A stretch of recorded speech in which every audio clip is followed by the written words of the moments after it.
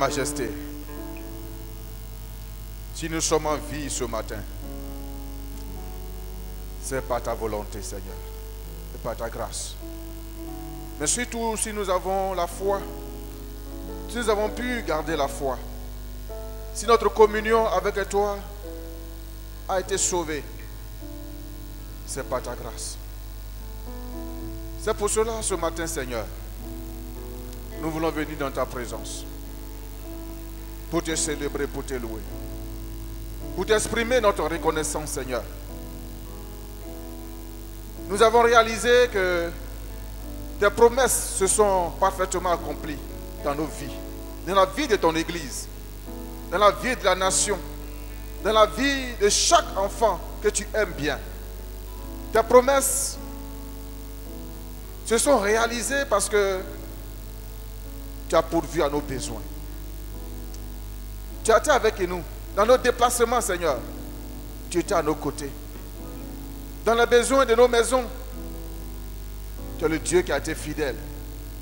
Tu nous as épargné de bien d'accidents. Tu nous as soutenus dans nos relations, dans nos activités professionnelles. Tu nous as accordé la sagesse et l'intelligence. Tu nous as donné la force dans les moments difficiles. Tu nous as consolés lorsque nous avons été affligés. C'est pour cela ce matin, Seigneur, en guise de reconnaissance, nous voulons te rendre un culte. Un culte digne de ton amour, de ta miséricorde, de tes bontés. Nous voulons passer ce moment, Seigneur, sous ton saint regard. Que ce culte puisse être agréé par toi, Seigneur. Que tu puisses en tirer gloire et honneur. Que tu puisses être satisfait de tout ce qui sortira de nos bouches, de notre manière de nous approcher de toi. Et nous voulons le faire de tout cœur. Nous voulons danser, chanter, te célébrer. Signe de notre joie et de notre satisfaction. Que le Saint-Esprit puisse conduire toutes choses. Que notre adoration soit soutenue par l'action du Saint-Esprit. Que nos danses soient soutenues par l'action du Saint-Esprit. Que nos prières, tout ce qui sera fait, la Sainte Seine, la direction, la parole de Dieu, soit soutenue par l'action du Saint-Esprit. Que nous puissions, ô Dieu, quitter ces lieux dans la joie et dans la paix. Merci de ce que tu prends le contrôle de toutes choses maintenant, Seigneur. Que tout ce qui n'est pas de ta gloire, toute personne qui est là, non pas pour t'adorer, mais pour te défier, que ces personnes, Seigneur, soient réduites à néant. Que le Saint-Esprit plane sur ce lieu. Et que tout esprit opportuniste, tout démon, tout collaborateur de Satan, toute œuvre ténébreuse soit mise à l'écart. Et que ton peuple soit libéré pour t'adorer, Seigneur. Que toute tristesse, toute inquiétude, toute amertume soit vaincue ce matin. Que ta joie inonde la vie. Et que ton Église puisse te célébrer à la dimension de ta grandeur et de ta majestuosité. Merci, Seigneur. Parce que nous savons que lorsque nous t'invoquons, tu te manifestes toujours parce que tu es un Dieu vivant. Merci de prendre le contrôle de toutes choses. Au nom puissant de Jésus-Christ. Amen. Nous acclamons la présence du Saint-Esprit parmi nous ce matin. Que son nom soit béni. Que son nom soit élevé. Que son nom soit célébré d'éternité à l'éternité.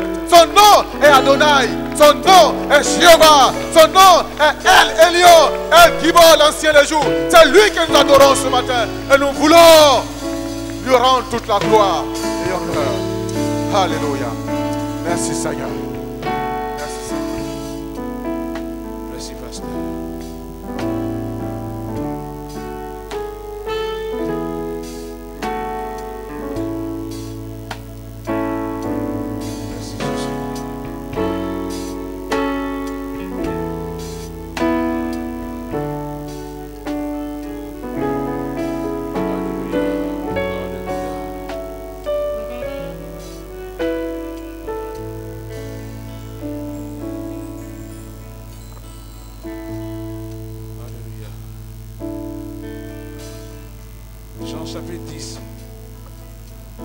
le verset 1, c'est Jésus qui parle. Il dit ceci: je suis le bon berger. Et le bon berger donne sa vie pour ses brebis. Et ce matin, nous sommes venus dans la maison du bon berger. Et mon désir, que chacun de nous réalise que Jésus est réellement le bon berger. Et puisque le bon berger donne sa vie pour ses brebis, ce matin, chacun va s'incliner devant son Dieu, devant son Seigneur, pour dire: mon bon berger, je suis là. Je suis dans ta maison ce matin pour t'offrir mon cœur, t'offrir ma vie et prendre le contrôle. Avec le groupe qui dèche. Alléluia, alléluia, alléluia.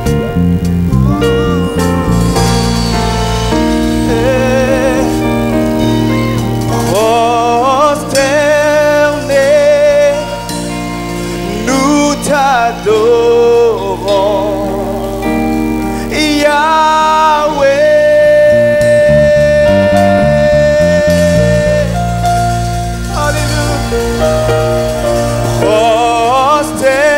Prosternés, nous t'adorons, Yahweh. Alléluia. Toi qui as tout accompli pour nous, nous nous prosternons à tes pieds. Prosternés, nous t'adorons, Yahweh, Yahweh.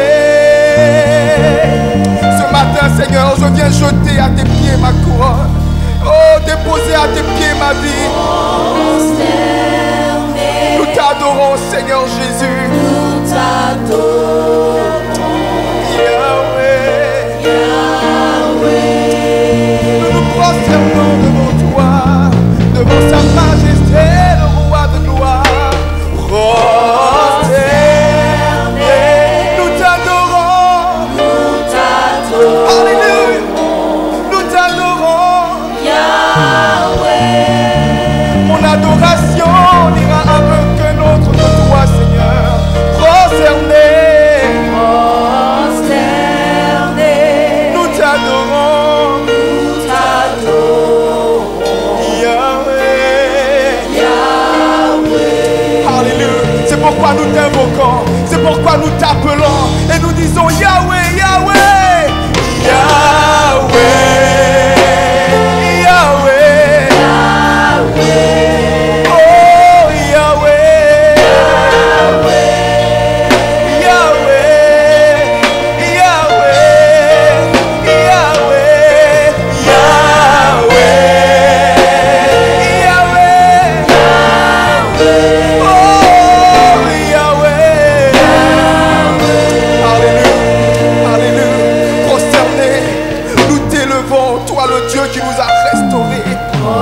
Prosternés, Nous t'élevons, Jésus-Christ. nous t'élevons, Yahweh, Yahweh. tu nous as retirés de la boue du péché. N'est-ce pas une raison de t'élever, prosterné à tes pieds? Prosternés, Nous t'élevons, nous t'élevons, Yahweh. Yahweh. Prosternés, nous t'honorons par l'offrande de nos lèvres et de nos cœurs. Je t'honore ce matin, toi qui m'as honoré en me sortant du péché dans lequel je vivais. Alléluia. Je n'étais pas digne, mais en toi j'ai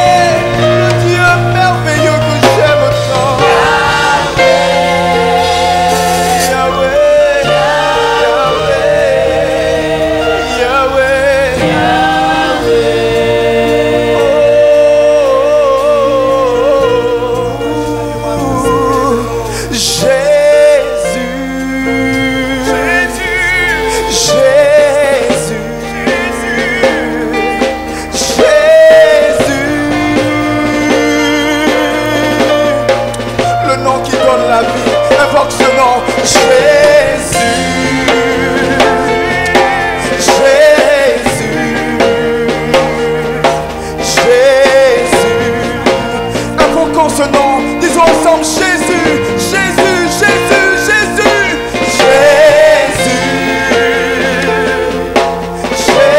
Jésus, Jésus, oh Jésus, Jésus, Jésus. C'est pourquoi Jésus, devant toi, nous voulons dire: me voici pour me prosterner à tes pieds. Me voici prosterné devant sa majesté le roi. Prosterné devant Alléluia. ta face. Libre par le don de ta grâce. Libre par le don de ta grâce. Oh, Seigneur de gloire, me voici.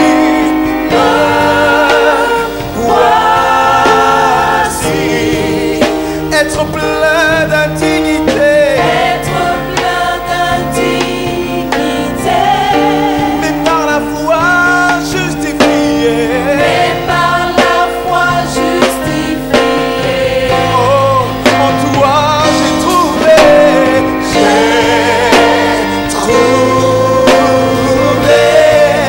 l'amour incomparable.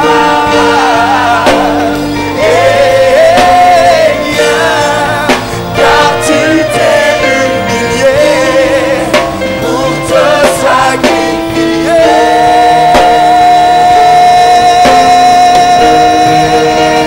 Majesté, Alléluia, Alléluia, majesté, Alléluia, disons majesté.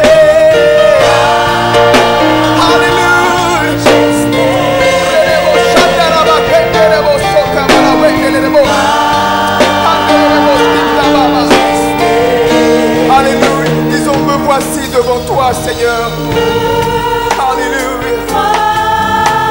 Voici. Prosterné devant le Dieu Tout-Puissant. Prosterné devant ta Libre par la liberté qui vient du roi de gloire. Libre par le don de ta Oh, Papa, oh, Jésus, me voici.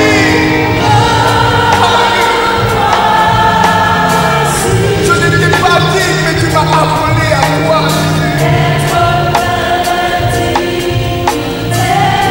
Restauré par l'amour merveilleux du Père. Et par la foi justifié. En toi j'ai trouvé l'amour.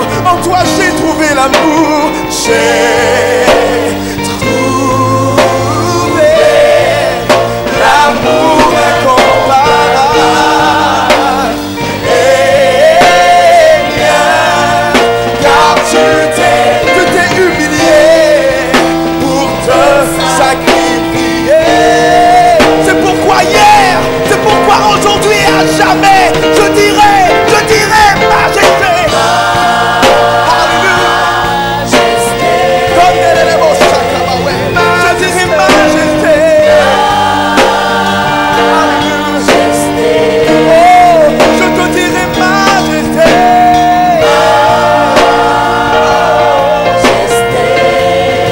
À toi la majesté.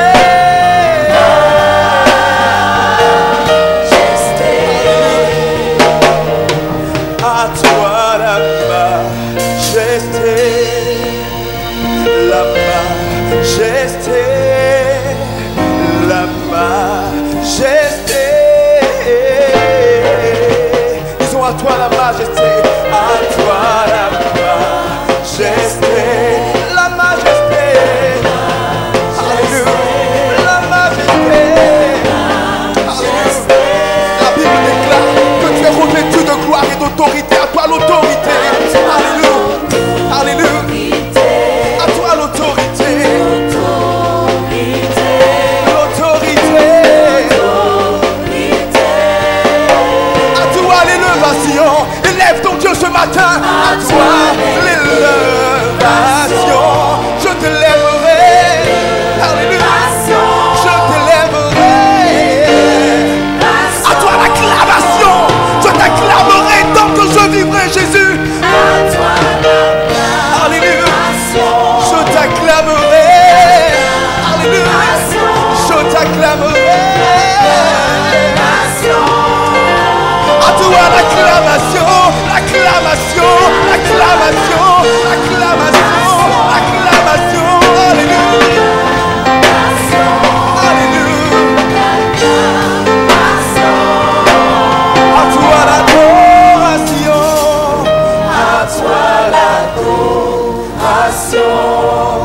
Alléluia.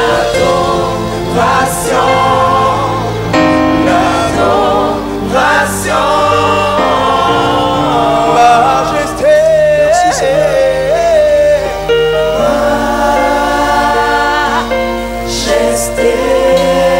Alléluia.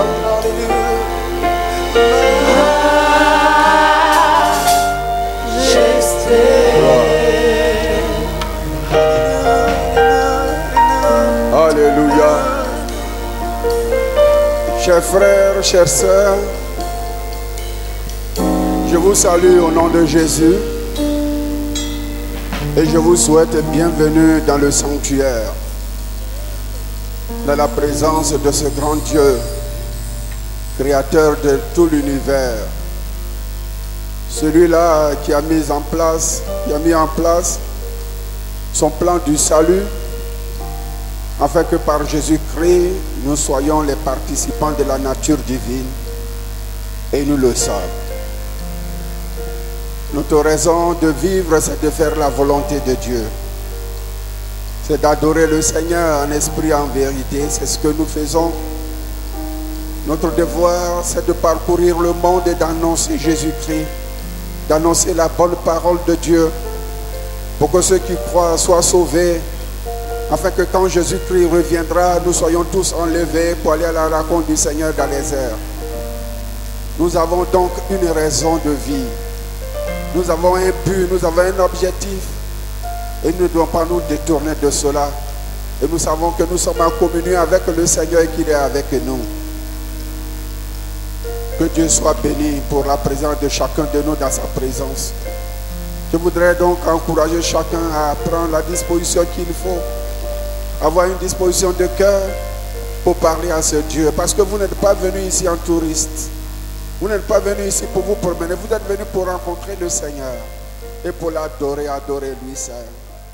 Alléluia. Que notre adoration...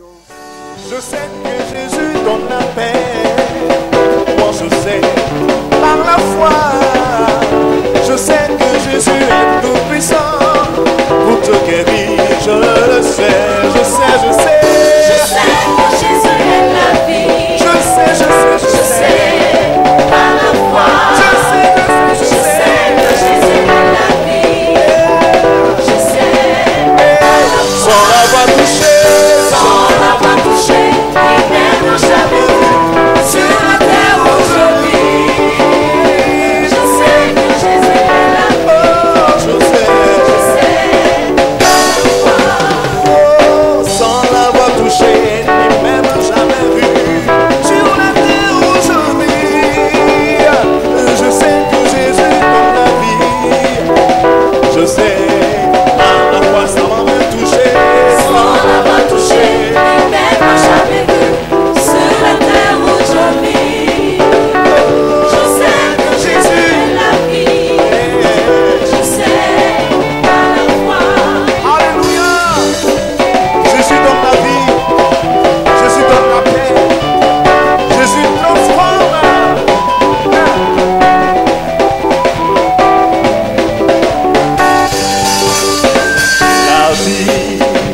La vie, Jésus m'a libéré.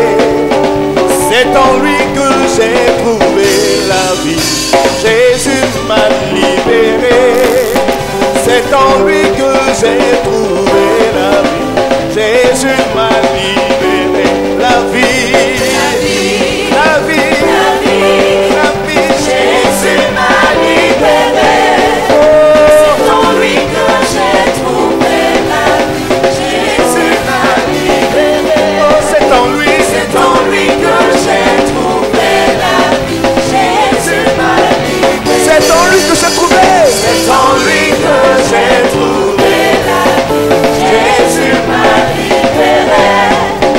C'est en lui que j'ai trouvé la vie. Jésus m'a libéré.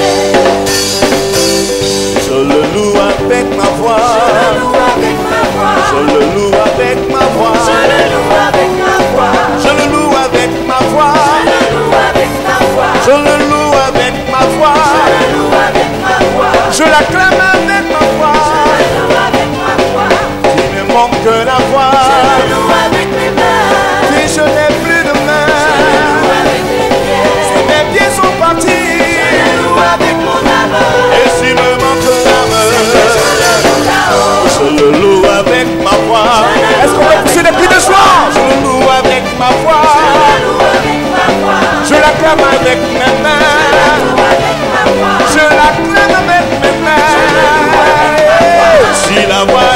parti,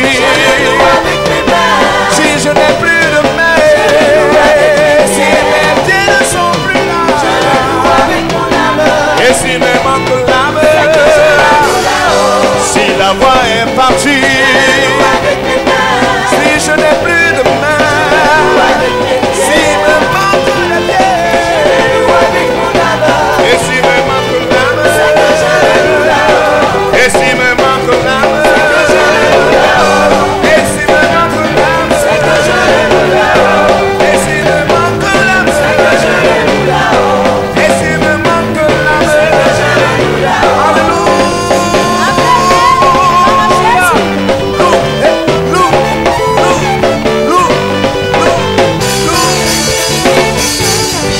si la voix est partie, si je n'ai plus de main, si mes pieds sont partis, et si me manque l'âme, oh, si la voix est partie, si je n'ai plus de main, si mes pieds sont coupés, et si me manque l'âme, il agira, ma vie est entre ses mains, il agira. Il agira, ma vie est entre ses mains, il agira. Ma bénédiction dépend de Dieu. Ma vie est entre ses mains, il agira. Il n'a pas changé. Il agira. Non. Ma vie est entre ses mains, il agira. Il ne m'aime que je le m'aime, Dieu. Il agira. Ma vie est entre ses mains, il agira. Il n'a pas changé. Il agira. Ma vie est entre ses mains, il agira. Il le fera, ta vie est entre ses mains, il le fera. Pour la maladie qui te fatigue, au nom de Jésus, reçois la guérison. Il agira. Ma vie est entre ses mains, il agira. Pour sa Sandra, il le fera. Il agira. Ma vie est entre ses mains, il agira. Nous avons un Dieu tout-puissant. Il agira. Ma vie est entre ses mains, il agira. Est-ce que nous pouvons pousser des cris de joie pour l'éternel des armées? Il est tout-puissant.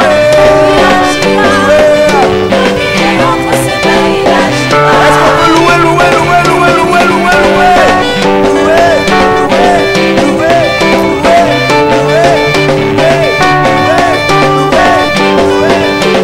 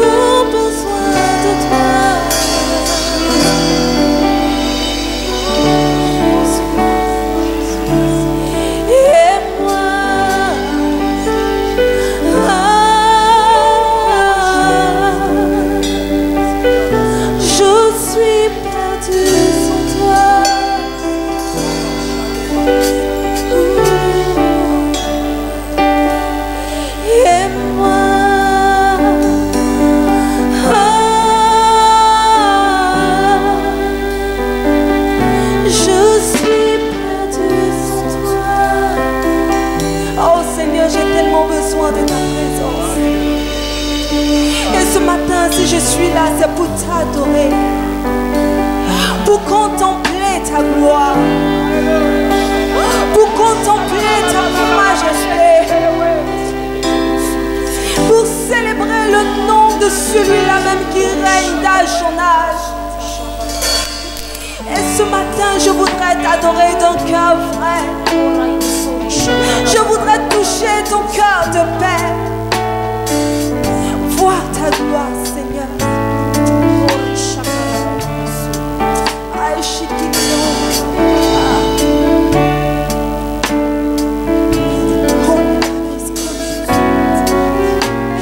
Je voudrais dire qu'il est Dieu au-dessus des cieux.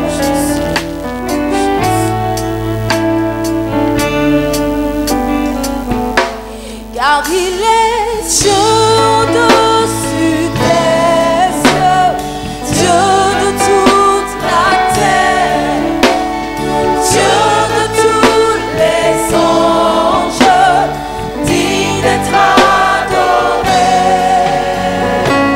Car il est Dieu au-dessus des cieux, Dieu de toute la terre, Dieu de tous les anges, digne d'être adoré. Merci beaucoup. Nous avons donc un visiteur parmi nous, c'est le pasteur Patrick. Il est là avec son épouse, sa charmante épouse. Je voudrais demander à Madame Patrick de se tenir debout, nous allons la saluer. Voilà. Que Dieu vous bénisse, sœur. Merci d'être venu. Merci pour l'amour de l'œuvre de Dieu. Ce sont des serviteurs de Dieu au sein de l'Église évangélique de l'Assemblée de Dieu de France. Ils sont accompagnés par monsieur et madame Gaulet, Dieudonné, DG de LMTV, que nous voulons aussi se saluer. Mais vous tenir debout, on vous salue, monsieur et madame. Ils sont prêts à présenter en réalité parce qu'ils viennent régulièrement chez nous pour faire le culte avec nous. Merci beaucoup. Le pasteur Patrick, nous le suivons aussi sur LMTV. Il a assumé plusieurs responsabilités au niveau de l'Église de l'Assemblée de Dieu de France. Et il nous fait l'amitié de faire le culte avec nous ce matin. Nous avons donc voulu profiter de son passage à Abidjan pour qu'il nous apporte la parole de Dieu. Amen. Voilà. Nous allons donc l'accueillir et que Dieu bénisse son serviteur. Voilà. Que Dieu vous bénisse. Merci d'être venu. Merci, gloire à Dieu et merci au pasteur Boignon pour cette invitation et cette possibilité de partager l'évangile avec vous ce matin. C'est toujours pour moi une grande joie, un grand bonheur de venir en Côte d'Ivoire. Cela me rappelle ma conversion en 1972. J'ai rencontré le Seigneur dans la ville de Bordeaux. Et dans la ville de Bordeaux, il y avait un couple de missionnaires qui étaient issus de cette assemblée, qui s'appelait monsieur et madame Larker. Et quand ils rentraient en congé missionnaire, ils racontaient les choses magnifiques que Dieu faisait en Côte d'Ivoire. Il y avait un réveil ici, dans ce pays, un réveil qui a impacté non seulement la ville d'Abidjan, mais toute la Côte d'Ivoire. Et j'étais tellement heureux d'entendre les choses magnifiques que Dieu faisait. Je me souviens quand monsieur et madame Larker racontaient les miracles et l'action du Saint-Esprit, alors mon cœur brûlait. Et je ne savais pas que j'aurais quelques années plus tard la joie de venir dans ce magnifique pays et de voir la belle œuvre de Dieu, cette belle œuvre que Dieu accomplit au milieu de vous et que Dieu continue d'accomplir. Je crois que ce qui a marqué le pays de Côte d'Ivoire, le réveil qu'il y a eu en Côte d'Ivoire, c'était le souci de l'évangélisation, le souci d'amener l'évangile partout. Et merci Seigneur pour ce projet de Sassandra, parce que je pense que c'est la continuité de la vision des hommes et des femmes qui ont été des pionniers dans ce pays, que l'Évangile puisse toucher tous les cœurs. J'ai été invité aussi par le Père Gollet pour l'émission Parole de vie à LMTV. Quelle joie aussi de collaborer avec cette belle œuvre qui permet que l'Évangile soit annoncé dans plus de 48 pays de l'Afrique subsaharienne et de rentrer certainement dans des foyers, dans des maisons, dans des familles, dans des villages peut-être où jamais l'Évangile ne serait rentré à cause de la religion, de la politique parfois. Et nous sommes vraiment reconnaissants à Dieu pour cette œuvre que nous voulons soutenir par nos prières, financièrement, par tous les moyens possibles pour que, par ce moyen aussi, l'Évangile pénètre dans tous les foyers et dans toutes les familles. Merci à Dieudonné, à Gladys Gollet pour le beau travail qu'ils font au sein de cette œuvre LMTV. Voilà, merci à tous donc ce matin de me donner l'occasion de m'exprimer. Et je voudrais très simplement partager avec vous un texte dans l'évangile de Jean, chapitre 20, verset 19.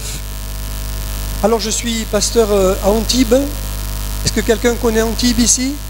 Oui, quelqu'un a déjà été... Oui, je vois une main ou deux qui se lèvent. Antibes, c'est sur la côte d'Azur, ce qu'on appelle la French Riviera. Alors c'est une région de France qui fait rêver beaucoup de gens. Mais derrière les belles façades, les beaux bateaux, il y a aussi beaucoup de misère, beaucoup de souffrance morale, physique, spirituelle. Et là aussi, l'Évangile est la réponse. L'argent n'est pas la réponse. Le matériel n'est pas la réponse. Mais Jésus est la réponse. Et j'ai eu l'occasion de rencontrer des gens qu'on appelle chez nous des nantis, des gens qui ont tout pour être heureux, de grandes maisons, beaucoup d'argent, mais des gens profondément malheureux. Profondément malheureux parce que ni l'argent, ni le matériel, ni le confort ne peuvent remplir le cœur d'un être humain. Aussi, je dis souvent, dans ma région, dans mon église, je dis souvent que quand on a Jésus dans son cœur, on a tout, même si on n'a rien. Mais si on n'a pas Jésus dans son cœur, on n'a rien, même si on a tout. Alors dans notre région, il y a beaucoup de gens qui ont tout, mais leur cœur est vide, alors ils n'ont rien. Merci de prier pour nous. Nous avons aussi besoin en France de vivre un réveil, parce que le confort, la sécurité, le matérialisme, le rationalisme font que le cœur des Français est dur, et nous avons besoin aujourd'hui de vos prières. Il y a 50 ans en arrière, les quelques chrétiens de France priaient pour le réveil en Côte d'Ivoire. Aujourd'hui, la Côte d'Ivoire devrait prier pour le réveil en France, parce que c'est un grand besoin. Merci en tout cas pour vos prières, et ouvrons maintenant ensemble l'évangile de Jean, chapitre 20, verset 19. Le soir de ce jour, qui était le premier jour de la semaine, les portes du lieu où se trouvaient les disciples étaient fermées à cause de la crainte qu'ils avaient des Juifs. Jésus vint, se présenta au milieu d'eux et leur dit : la paix soit avec vous. Je voudrais m'arrêter à cette parole de Jésus ce matin, cette parole merveilleuse, cette parole extraordinaire. La paix soit avec vous. Et si je devais vous adresser ce matin une parole de salutation, une parole d'amitié, une parole inspirée, je voudrais dire que la paix soit avec vous. Je crois qu'un des biens les plus précieux que nous puissions posséder sur cette terre, c'est la paix. Amen. Un des biens les plus précieux que nous possédons sur cette terre, c'est la paix. Le livre des Proverbes dit : mieux vaut un morceau de pain sec avec la paix qu'une maison pleine de viande avec la discorde. C'est vrai? Vous êtes d'accord avec ça? Proverbe 17, 1. Mieux vaut un morceau de pain avec la paix qu'une maison pleine de viande avec la discorde. Maintenant, si vous avez une maison pleine de viande et la paix, tant mieux. Mais il vaut mieux malgré tout la paix plus que tout. Je note que dans toutes ces épîtres, Paul, Pierre, Jean, Jacques commençaient par une formule qui appelle la paix, justement. C'était plus qu'une formule. Souvent, les épîtres commencent par que la grâce et la paix vous soient données de la part de Dieu notre Père et du Seigneur Jésus-Christ. Comme si c'était là les deux choses essentielles, les plus importantes de la vie chrétienne, que la grâce et la paix vous soient données de la part de Dieu notre Père et du Seigneur Jésus-Christ. La grâce et la paix. D'ailleurs, je note que souvent les deux sont liés, que c'est quand on a compris ce qu'est la grâce qu'on expérimente la paix. Quand on a compris que dans la maison de Dieu tout est grâce. Bien sûr, il y a des efforts à faire, il y a des combats à livrer, mais c'est par grâce que nous sommes sauvés.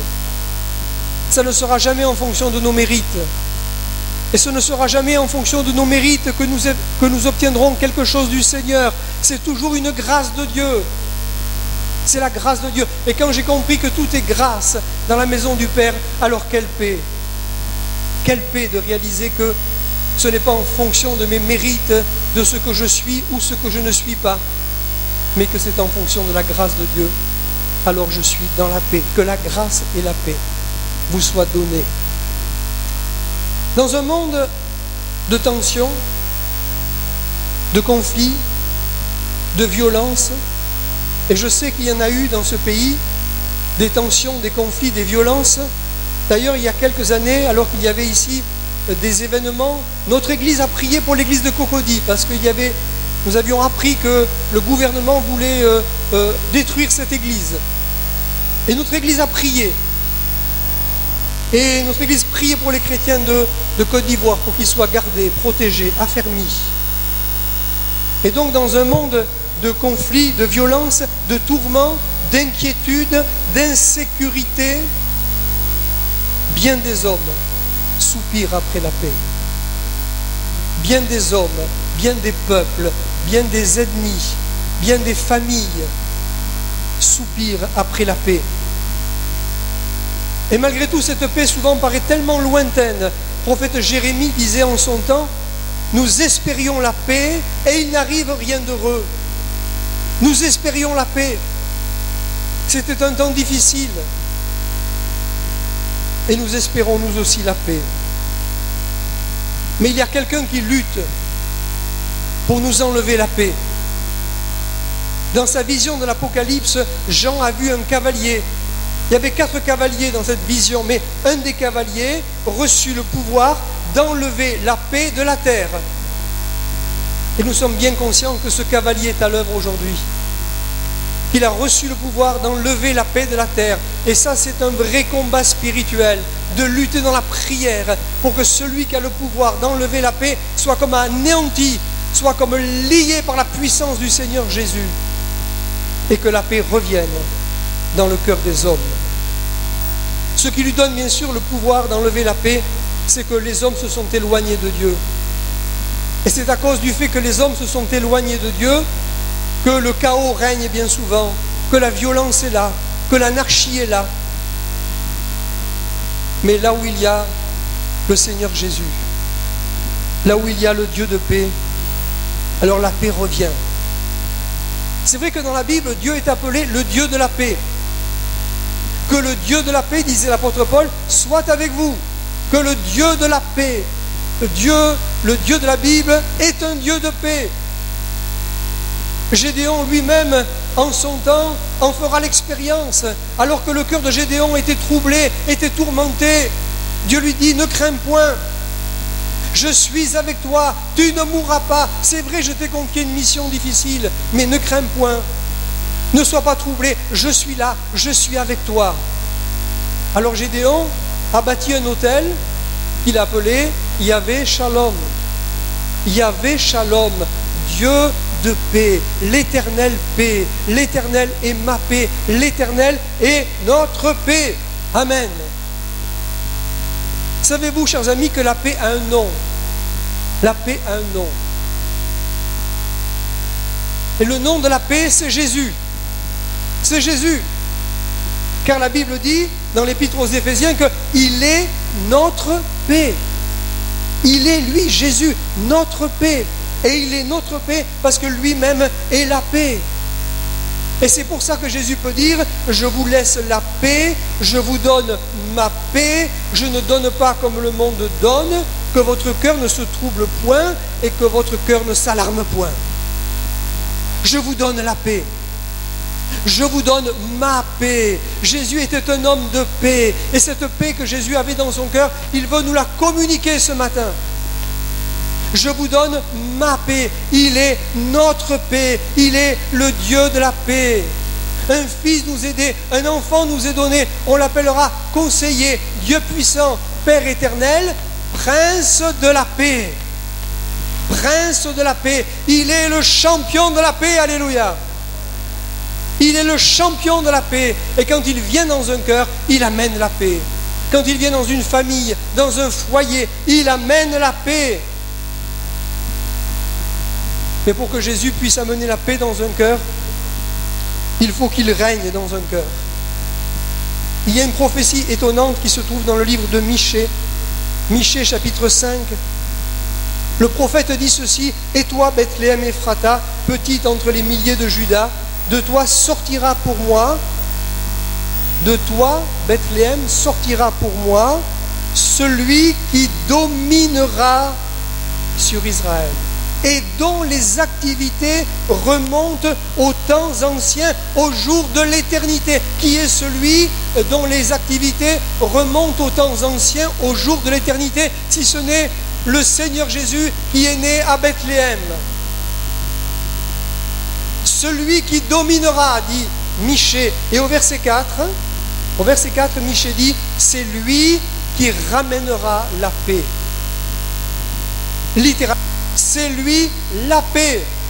Mais pour qu'il soit la paix, il faut qu'il domine, il faut qu'il règne.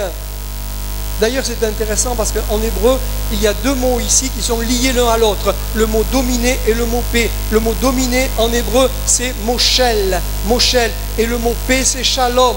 Et en fait, en hébreu, ce sont les mêmes lettres, dans un ordre différent. Et quand dans une racine hébreu, il y a les mêmes lettres, dans un ordre différent, les mots sont liés ensemble sur le plan spirituel. Ça veut dire que pour qu'il y ait la paix, il faut que Jésus domine. Il n'y aura jamais la paix dans ce monde tant que Jésus ne sera pas le roi de ce monde. Et lorsque nous évangélisons, que nous annonçons Jésus, nous contribuons à faire régner Jésus dans les cœurs. Et quand Jésus règne dans les cœurs, il amène la paix. Alléluia. C'est lui la paix, disait Michée en son temps. Et pour qu'il soit la paix, il faut qu'il règne et il faut qu'il domine. Gloire à Dieu. J'aimerais rapidement ce matin parler de quelques niveaux différents de paix. Quelques niveaux de paix différents que nous avons besoin d'expérimenter, de vivre. Le premier niveau de paix, bien sûr, c'est la paix la plus importante, c'est la paix avec Dieu. La paix avec Dieu. L'apôtre Paul disait au chapitre 5 de l'Épître aux Romains, verset 1er, « Étant donc justifiés par la foi, nous avons la paix avec Dieu par notre Seigneur Jésus-Christ, à qui nous devons d'avoir eu par la foi accès à cette grâce dans laquelle nous demeurons fermes. » Amen. Amen. Étant donc justifiés par la foi, nous avons la paix avec Dieu par notre Seigneur Jésus-Christ. C'est par lui que nous sommes réconciliés avec Dieu. Et c'est par lui que nous avons la paix avec Dieu. C'est la chose la plus précieuse qui soit, la plus importante qui soit, que nous soyons en paix avec Dieu. Et pour que nous soyons en paix avec Dieu, Dieu a donné ce qu'il avait de plus cher, ce qu'il avait de plus précieux. Il a donné son Fils Jésus-Christ. L'Épître aux Colossiens dit ceci, car Dieu a voulu faire habiter en Jésus toute plénitude. Il a voulu par lui tout réconcilier avec lui-même, tant ce qui est sur la terre que ce qui est dans les cieux en faisant la paix par lui, par le sang de la croix. Il s'est réconcilié, il a fait la paix. Il a fait la paix avec nous. Comment? Par le sang de la croix. Ça veut dire que la paix, mes amis, elle a un prix. Elle a un prix très élevé. Pour qu'il y ait la paix, quelqu'un a payé le prix fort. Savez-vous qu'en français, comme en hébreu, le mot paix et le mot payer ont la même racine. La même racine. Vous voyez le mot paix en français, ça vient du mot latin pax, et payer, c'est pas carré en latin, et ces deux mots ont la même racine. Paix et payer, c'est la même racine. Et c'est vrai aussi en hébreu. Shalom vient de la racine shilem. Shilem, les shilem en hébreu, c'est le verbe payer. Ça veut dire que pour qu'il y ait la paix, il faut qu'une dette soit payée. Voyez, si vous êtes deux personnes, que l'une a prêté de l'argent à l'autre. Souvent, ce qui se passe quand on prête de l'argent à quelqu'un, la personne à qui vous avez prêté de l'argent, c'est bizarre, elle oublie qu'elle doit de l'argent. Hein? Alors, elle vous appelle pour dire « dis donc, tu penses à ce que tu me dois ?» Et c'est bizarre, vous avez oublié, et puis la personne ne répond pas au téléphone, et puis elle vous évite, et commence à avoir une tension entre deux personnes. Souvent, les tensions viennent parce qu'il y a une dette entre deux personnes, parce qu'il y a quelque chose qui n'a pas été payé. Il y a un dû, ce n'est pas forcément un dû d'argent, mais il y a un dû. Et quand il y a un dû, alors il y a un conflit, il y a une tension. Mais quand la dette est payée, quand le dû est remboursé, est donné, alors la paix revient. La paix revient. C'est pour ça que ces deux mots, shalom, shilem, payer, paix, ont la même racine. Et il fallait que quelqu'un paye une dette que nous ne pouvions pas payer. Personne d'entre nous ne pouvions payer la dette tellement élevée de la somme de nos péchés à l'égard de Dieu. Et aujourd'hui encore, personne ne peut payer cette dette. Mais quelqu'un a payé. Jésus a payé. Il est notre paix. Le châtiment qui nous donne la paix est tombé sur lui. Et c'est par ces meurtrissures que nous sommes guéris. La paix avec Dieu découle de ce prix extraordinaire qui a été payé. La paix découle du salut. Aussi souvent Jésus dira à des hommes, à des femmes qui se sont approchés de lui, ta foi t'a sauvé, va en paix. Ta foi t'a sauvé. Tu as compris. Tu as compris qui est Jésus. Tu as compris le prix qu'il a payé. Va en paix ce matin. Gloire à Dieu. Le premier niveau de paix, le plus important ce matin, c'est la paix avec Dieu. Le deuxième niveau de paix, c'est la paix dans nos besoins. Dans nos besoins. Nous sommes parfois tourmentés quand nous réalisons que nous avons des besoins et que nous ne savons pas comment nous allons pouvoir faire pour nous en sortir, pour régler certaines factures, pour régler certains problèmes, pour faire face à certaines situations. Et là aussi, nous pouvons expérimenter la paix. La paix dans nos besoins. L'apôtre Paul dira dans l'Épître aux Philippiens, chapitre 4, verset 6, l'apôtre Paul dira, ne vous inquiétez de rien. Est-ce possible? Est-ce possible? Paul, est-ce que tu avais vraiment les pieds sur la terre pour dire de telles choses? Ne vous inquiétez de rien. Mais en toute chose, dira Paul, faites connaître à Dieu vos besoins par des prières, par des supplications, par des actions de grâce, et la paix de Dieu qui surpasse toute intelligence gardera vos cœurs et vos pensées en Jésus-Christ. Que c'est bon de savoir que dans tous nos besoins, nous avons quelqu'un qui a déjà par avance pourvu, gloire à Dieu. Avec mon épouse, pendant des années, nous avons été pasteurs d'une toute petite église qui, bien sûr, a grandi, mais avant qu'elle grandisse, elle était toute petite et nous avions un très petit salaire. Et pendant des années, nous avions souvent du mal à joindre les deux bouts. Et pendant des années, quand on avait payé le loyer, quand on avait payé les charges, eh bien, parfois il ne nous restait plus rien. Nous avions 2 enfants, et c'est arrivé que des fois, en début de mois, il n'y avait plus d'argent pour acheter la nourriture jusqu'à la fin du mois. Mais toujours, nous avons été en paix. Jamais, avec mon épouse, nous ne nous sommes inquiétés. Souvent, Parfois mon épouse me disait, mais tu es inquiet toi? Non, je suis dans la paix. Et toi? Non, ça va, je suis dans la paix. Alléluia. Je me souviens d'un mois de décembre, un mois de Noël, nous avions eu des dépenses inattendues et nous n'avions plus d'argent pour finir le mois. C'était Noël, nous n'avions même pas d'argent pour faire de cadeaux à nos enfants. Mais on était dans la paix. Et puis, lors d'une réunion, j'entends un couple qui commençait à venir aux réunions. La dame pleurait, ce couple venait de faire faillite, ils avaient tout perdu. Et la dame disait, mais vous vous rendez compte, même pour Noël, on sera seul, on n'a plus rien. Alors j'ai été voir ce couple, j'ai dit, écoutez, vous êtes seul pour Noël, venez passer Noël avec nous. Et quand je dis ça à mon épouse, elle m'a dit, mais t'es fou, on n'a rien. Elle m'a dit, mais t'es fou, mais j'ai rien. Qu'est-ce qu'on va leur donner à manger? Je dis, mais t'as bien un peu de pâtes? Il me dit, oui, ça, des pâtes, j'en ai. Mais on va faire des pâtes. Du riz, des pâtes. Voilà, c'est tout. Mais il n'y aura pas de viande, c'est pas grave. On partagera ce qu'il y a.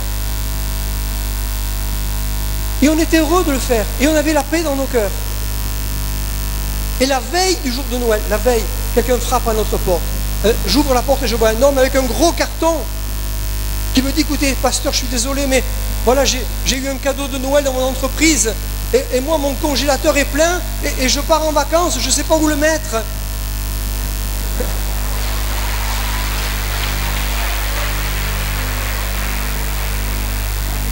Et il y avait une dinde, il y avait des légumes, il y avait une bûche de Noël, il y avait des marrons, il y avait de tout. Et on a fait la fête, gloire à Dieu. Amen. Ne vous inquiétez de rien. Mais en toute chose, faites connaître vos besoins à Dieu par des prières, des supplications, des actions de grâce. Et la paix de Dieu gardera vos cœurs et vos pensées en Jésus-Christ. La paix dans nos besoins. Troisième niveau de paix, c'est la paix dans ce que j'appellerais les tempêtes de la vie. Parfois nous traversons des tempêtes. Regardez Jésus, il est dans une barque. Il y a 2-3 mois en arrière, j'étais en Israël et justement je traversais le lac de Galilée dans un bateau et je repensais à ce texte des évangiles où Jésus traversait le lac et une tempête a éclaté. Et moi je priais, je disais, Seigneur, qu'il n'y ait pas une tempête qui éclate, s'il te plaît. Je ne veux pas vérifier que ce qui est écrit est la vérité. Les tempêtes sur le lac de Galilée sont terribles. Et Jésus dormait dans la barque. La tempête éclate. La mer est déchaînée. La barque est en train de se remplir. Mais Jésus dormait. Jésus était dans la paix. Amen. Jésus savait qu'il était en sécurité. Les disciples étaient affolés, ils étaient inquiets. Mais lui était dans la paix. Est-ce qu'il vous arrive parfois de traverser des tempêtes dans la vie? Il y a des amis ici qui ont traversé des tempêtes. Je ne parle pas des tempêtes physiques, des tempêtes extérieures. Je parle des tempêtes de ces circonstances dans la vie qui vous arrivent du jour au lendemain. Une maladie qui vous tombe dessus. Un problème de travail. Je perds mon travail. Un décès dans ma famille. Une situation qui bouleverse mes projets. Et je ne sais plus comment je vais m'en sortir. Je ne sais pas ce que je vais faire. Mais Jésus était dans la paix. Jésus était dans la paix. À quelques années de ça en arrière, en France, nous avons des lois qui sont drastiques, des lois qui sont très sévères concernant les lieux recevant du public. Et il y a quelques années en arrière, l'administration a voulu fermer notre église. Nous avons une commission de sécurité qui est passée. Il y avait un problème, bon, ça serait long à expliquer. Il y avait un local en dessous de notre église, un local c'était un garde-meuble, et ce garde-meuble était un objet de danger pour l'église. Et quand la commission de sécurité est passée, elle a dit, cette église ne peut pas rester là, elle ne peut pas fonctionner parce qu'il y a un grand danger là, et nous allons fermer l'église. Et à l'époque, l'église avait à peu près 450-500 personnes, et moi je m'envoyais déjà sur le trottoir avec 500 personnes pour faire le culte, et je dis, mais comment nous allons faire? C'était la tempête. Et nous avons cherché toutes sortes de solutions humaines, mais il n'y avait pas de solution humaine. Et nous sommes tournés vers la justice, nous avons été voir le maire de notre ville, nous avons pris un conseiller concernant les lois, nous avons pris un avocat, mais il n'y avait aucune solution. La porte était fermée. Il n'y avait qu'une chose, c'était que le propriétaire de ce local accepte de partir et puis qu'il s'en aille. Mais c'était impossible parce qu'il était là dans un très bon local, dans une très bonne situation. C'était vraiment la tempête. Mais je rends grâce à Dieu parce qu'il y avait la paix dans mon cœur. Parce que je me disais, Seigneur, c'est toi qui nous as amenés ici. C'est toi qui vas nous y maintenir. Je ne sais pas ce que tu vas faire, Seigneur, mais je sais que tu vas faire quelque chose. Et en effet, le Seigneur l'a fait. Un jour, le propriétaire de ce local me téléphone et il me dit, pasteur, je ne sais pas pourquoi, mais j'ai envie de partir de ce endroit où je suis. Je voudrais vous vendre mon local. Alors, combien vous en voulez? 300 000 euros. Je vous en donne 150 000. Il a accepté. Il fallait être fou pour faire une telle proposition, mais il a accepté. Et puis il a vendu et le problème a été réglé. Et quelques mois plus tard, je crois cet homme dans la rue et il me dit, pasteur, mais vous savez, mais je ne sais pas pourquoi je vous ai vendu ce local, mais je suis fou, il me dit. Mais jamais j'aurais dû vous vendre. Mais il me dit, mais je ne sais pas pourquoi j'ai vendu ce local. Amen. Il est dans la tempête. Amen. Peut-être tu es dans la tempête en ce moment, mais sache qu'il est avec toi dans la tempête. Alléluia. Et tu peux être dans la paix dans la tempête. Je pense à l'apôtre Pierre, lorsque Pierre a été arrêté et qu'on l'a amené en prison. L'apôtre Jacques avait été décapité. Pierre savait qu'il allait mourir. Pierre savait que le lendemain, on allait le décapiter. Mais la Bible dit que Pierre dormait entre deux gardes. Vous auriez dormi, vous? Hein? Vous dormiriez, vous, si vous saviez que demain matin, on va vous couper la tête? Je ne sais pas, moi je crois que je passerai la nuit en prière, je serai inquiet peut-être. Moi, des fois, quand je dois partir en voyage, je suis inquiet, j'ai du mal à dormir, je dis, Seigneur, pour que ça se passe bien. La Bible dit que Pierre dormait. Il était en paix. Il était en paix parce qu'il savait que s'il restait, merci Seigneur, s'il partait, merci Seigneur. Comme disait l'apôtre Paul, si je dois encore demeurer pour un temps parmi vous, c'est bien. Mais si je dois partir et être avec le Seigneur, c'est encore mieux. Gloire à Dieu. Je suis dans la paix, dans les tempêtes de la vie. La paix dans nos conflits intérieurs également. La paix qui découle de notre soumission à l'action du Saint-Esprit. Parfois, les conflits viennent dans nos vies parce que nous sommes des êtres humains. Nous sommes malheureusement parfois encore charnels. Et parfois, nous cédons à des désirs de la chair et nous désobéissons à Dieu. Et puis ensuite, on n'est pas bien parce qu'on sait que on s'est laissé dominer, on s'est laissé conduire par la chair, par des mauvais désirs, par des tentations. On a cédé et après, on n'a plus la paix dans son cœur. Et c'est vrai que la Bible dit que l'affection de la chair, c'est la mort. L'affection de la chair. Si je me laisse dominer, conduire par la chair, c'est la mort. Mais la Bible dit que l'affection de l'esprit, c'est la vie et la paix. L'affection de l'esprit, c'est la vie et la paix.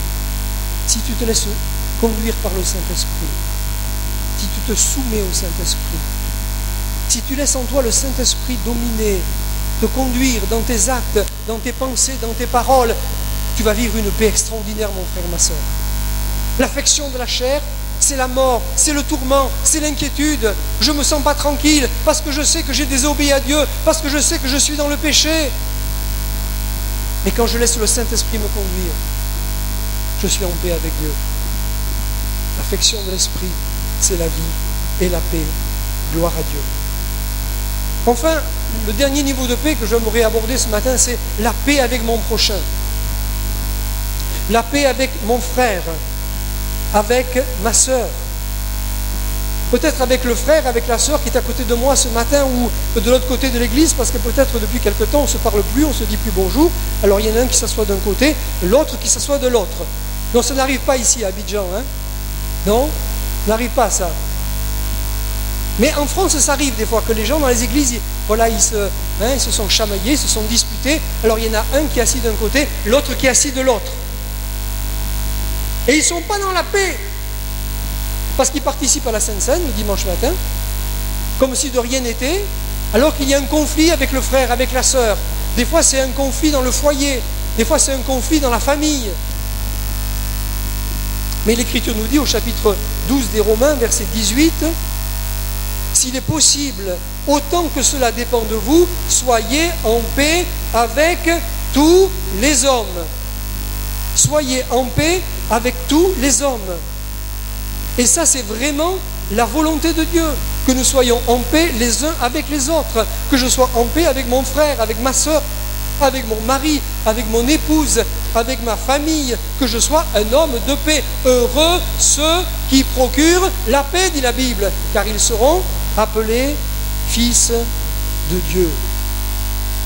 Éphésiens 2,14 nous dit, il est notre paix, lui qui des deux, le grec, le juif, qui sont opposés, qui ne peuvent pas se voir, n'en a fait qu'un, et qui a renversé le mur de séparation, l'inimitié, ayant anéanti par sa chair la loi des ordonnances dans ses prescriptions, etc.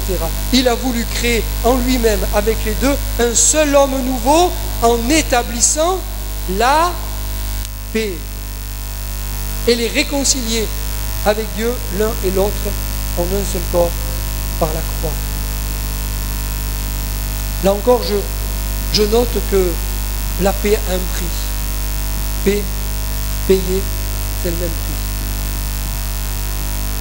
Quand il y a un conflit entre deux frères, entre un frère et un autre frère, entre une sœur et une autre sœur, entre un frère et une sœur, c'est que souvent, il y a une dette qui n'a pas été réglée. Quand je parle de dette, je ne parle pas forcément de dette d'argent. Mais peut-être je dois quelque chose à l'autre que je ne lui ai pas donné. Peut-être je dois tout simplement reconnaître mes torts. C'est tellement difficile de reconnaître ses torts. Peut-être pas ici en Côte d'Ivoire, hein. Mais en France, c'est la chose la plus difficile qui soit. Reconnaître que j'ai tort. Reconnaître que l'autre avait raison. Peut-être m'excuser, lui demander pardon, accepter de le comprendre, accepter d'écouter ce qu'il a à me dire, de ne pas tout de suite vouloir lui donner mes arguments, vouloir me justifier. Comprenez? Il y a peut-être un prix à payer. Et je crois que parfois dans l'Église, il y a un prix à payer pour que l'Église soit en paix. Il vaut mieux chercher la paix que de vouloir avoir raison à tout prix. Parfois, on veut avoir raison à tout prix. Je veux prouver aux autres que c'est moi qui ai raison. Moi, j'ai raison. Eh bien, peut-être que tu as raison, mais peut-être que la sagesse serait d'accepter que l'autre aussi a sa part de raison et d'accepter de l'écouter et de chercher à le comprendre et ainsi de privilégier la paix. Dans une relation, il faut chercher la paix. Dans une relation, dans un couple, il faut chercher la paix. Pas le conflit, pas la tension. Parce que si Jésus vit dans mon cœur, il est le prince de la paix. Il est la paix. Et il veut que je vive en paix avec mon frère et avec ma sœur. Il y a ce beau texte dans l'Épître aux Colossiens, chapitre 3, verset 15, où l'apôtre Paul dit que la paix de Christ, à laquelle vous avez été appelés pour former un seul corps, règne dans vos cœurs. Amen. Quelqu'un veut dire Amen? C'est que la paix de Christ à laquelle vous avez été appelés pour former un seul corps. L'Église ne peut former un seul corps que quand elle est dans la paix. Elle n'est dans l'unité que quand elle est dans la paix. Vous savez, en venant ici, ce matin, nous étions arrêtés à un feu rouge. De temps en temps, ça arrive qu'en Côte d'Ivoire, on s'arrête au feu rouge. C'est très rare, mais ça arrive de temps en temps. Et on est arrêté à un feu rouge, et là, juste en face, il y avait une affiche avec la photo du président Houphouët-Boigny, et il y avait des paroles d'Houphouët-Boigny qui étaient rappelées sur cette publicité, et Houphouët-Boigny disait, le président Houphouët-Boigny disait, voici les valeurs dans lesquelles nous croyons: la paix, l'unité, la tolérance et 2-3 autres choses. Il disait, ça ce sont les valeurs dans lesquelles nous croyons, ce sont les valeurs qui sont importantes pour notre pays. Il avait raison. Et c'est vrai pour l'Église. C'est vrai pour la famille, c'est vrai pour le foyer. Une valeur, une vertu, c'est d'abord la paix. S'il y a la paix, il y a l'unité. S'il y a la paix, il y a l'indulgence, la tolérance, la compréhension, il y a l'amour. Que le Dieu de paix puisse nous remplir de sa paix ce matin. Oui, que la paix de Christ, règne dans vos cœurs. Que la paix de Christ règne dans vos cœurs. Paul dira encore aux Thessaloniciens que le Seigneur de la paix vous donne lui-même la paix en tout temps et de toute manière. Gloire à Dieu. Voilà la pensée que je voulais partager avec vous très simplement ce matin. Et je voudrais que nous puissions prier ensemble. Je voudrais vous inviter à vous lever là où vous êtes ce matin. Et puis on pourrait faire quelque chose d'un petit peu spécial. J'espère que vous ne vous fâcherez pas si vous n'avez pas l'habitude de faire ça, mais je voudrais qu'on puisse se prendre par la main ce matin. Chacun puisse prendre son frère, sa sœur, son voisin par la main. Moi j'aimerais prendre quelqu'un par la main ce matin. Le pasteur Boignon, s'il veut bien venir. Nous voulons nous prendre par la main. Et nous voulons ensemble prier pour que la paix règne dans nos vies, dans nos cœurs, dans nos foyers, dans notre Église. Que nous ayons cette paix avec Dieu. Peut-être quelqu'un ce matin n'a pas fait la paix avec Dieu. C'est le moment ce matin, mon ami. C'est gratuit. Tu peux faire la paix avec Dieu parce que quelqu'un a payé un prix que tu ne pourrais jamais payer. Jésus a donné sa vie à la croix. Par le sang de la croix, tu peux être réconcilié avec Dieu ce matin et faire la paix avec Dieu. La paix dans les circonstances de la vie, la paix dans les tempêtes, la paix dans ton cœur, la paix dans ton foyer, la paix dans ta famille, la paix dans tes besoins, la paix dans tes relations avec tes frères et sœurs. C'est possible ce matin, à cause de Jésus, le champion de la paix, le prince de la paix. Seigneur Jésus, nous te prions ce matin, nous te demandons de répandre ta paix dans nos cœurs. Nous voulons, Seigneur, que la paix de Christ règne en nous. Je veux qu'elle règne dans mon cœur. Je veux qu'elle règne dans le cœur de mon frère. J'appelle la paix sur ce pays. J'appelle la paix sur cette nation. J'appelle le gouvernement de Christ au milieu de nous ce matin. Oui, que Jésus puisse dominer, puisse régner. Alors il sera la paix. Nous te prions au nom de Jésus de lier celui qui a le pouvoir d'enlever la paix, celui qui veut enlever la paix entre les hommes, dans les foyers, dans les familles, dans les couples.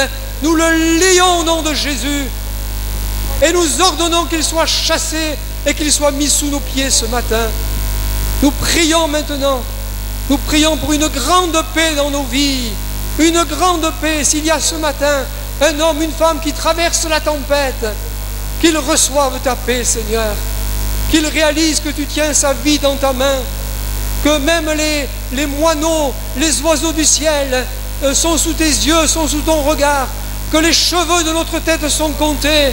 Alors nous sommes dans la paix, Seigneur, parce que tu nous connais si bien, parce que tu nous aimes et nous sommes dans ta main.